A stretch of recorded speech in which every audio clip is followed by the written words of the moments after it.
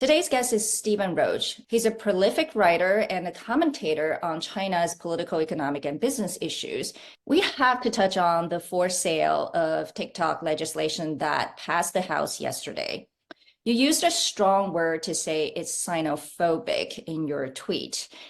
Is that how you would describe certain views of China today? Republicans and Democrats, conservatives and liberals, they're all dead set against China. And I use the word xenophobic because it's part of a long-standing fear-driven perception that anything that China does that has an impact on the United States should be viewed as a national security threat. I worry more about the growth prospects in the years beyond when China is facing severe demographic headwinds, major productivity issues, and ongoing problems in the property sector and local government finances. And it just gets harder and harder for China to frame policies to deal with these long-term structural issues. So I think the growth outlook in the years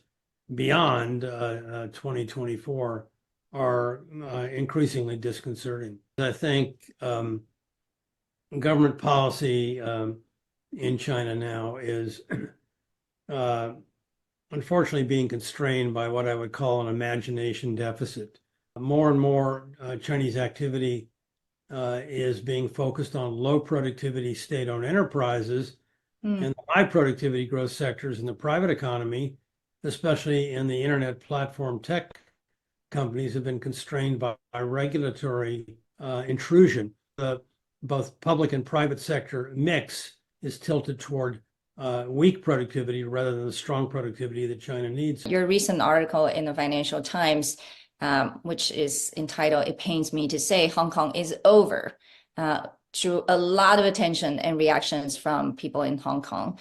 Why did you write that article? And I really addressed three issues. Number one, the very tight economic linkage with China, and Hong Kong is going to go nowhere in a weak Chinese growth climate. The numbers show that very clearly. Secondly, I thought Hong Kong will be caught in the crossfire between the U.S. and China conflict, which forces Hong Kong's trading partners to pick sides between the U.S. and China. And thirdly, the political issues. Well, when you look at Hong Kong over the last few years, it's hard not to think about Taiwan. And so what would you say are the lessons learned? Taiwan is larger with a far more dynamic source of growth in its tech area, especially its world-class semiconductor platform. And so Taiwan has optionality that a services-driven Hong Kong does not have. But the obvious lesson is political. Beijing has made it very clear that if you want to talk about red lines, there are some obvious and important red lines on with respect to Taiwan that will prompt action. There's going to be a new president in Taiwan and will be inaugurated on May 20th. What would be your advice to him and his administration? Don't rock the boat. Just, maintain the status quo. Do not become a stalking horse for frictions with China or Taiwanese independence with broad global implications. We live in a very precarious, unstable world right now.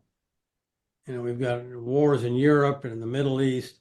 The last thing we need is an outbreak of conflict, accidental or not, in Asia.